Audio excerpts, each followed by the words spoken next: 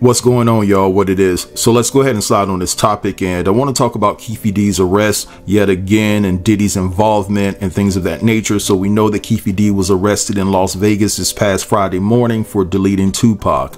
And so everybody has an opinion about this situation. And one interesting thing that I came across was a conversation that Wack 100 was having with a few people on Clubhouse. Now, what's groundbreaking about this conversation is the fact that some of the things that they were saying are the same things that I shared with my audience here on YouTube.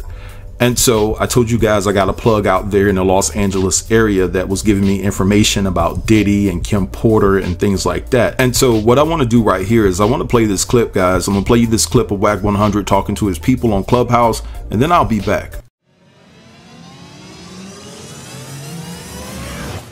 So y'all think that this about Diddy? Absolutely.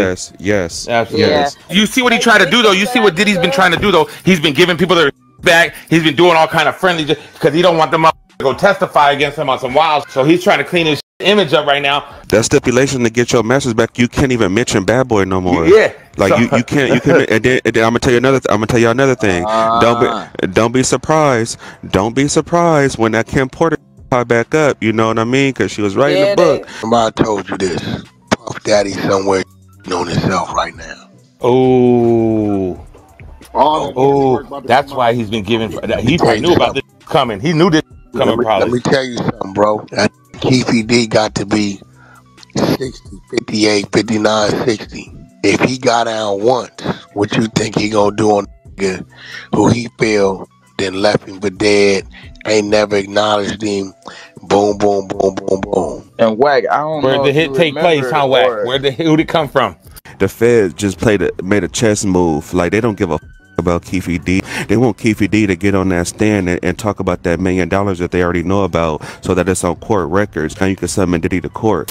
All right, so you guys just heard all of that. Now, if you guys don't remember, I did a video about 3 weeks ago because a plug of mine had reached out to me through email, and basically this particular person attended a party and they were surrounded by some of the biggest names in the game. And so throughout the course of the night, they overheard a conversation where these big time execs was discussing the Kim Porter situation, and they basically said they didn't believe that Kim passed away from pneumonia. And they also talked about the reason why Diddy was giving his publishing back, or giving the artists back their publishing, was based off the fact that he was trying to keep them quiet. I want you guys to check out this flashback, and I'll be right back. Fight. And the email states, "Hey, what's up, my guy? I came across some information at a function I attended last night where a couple of high-profile artists were discussing the ins and outs of Puff making this so-called deal with his former Bad Boy artists to give them back their publishing. It's to my knowledge that people on the outside do not understand that Diddy is under a strenuous and unremitting investigation by the FBI. According to the hip-hop moguls that was having this conversation, your boy Puff has been feeling the pressure for quite some time, dating back to 2019. It's crazy when you have execs at the top of the hip-hop game say that no one in the industry believes Kim Porter passed away from pneumonia, and that was a topic of conversation last night. In fact, the word is Puff gave his artists back their publishing so they wouldn't cooperate with the federal investigation that's coming down the pipeline."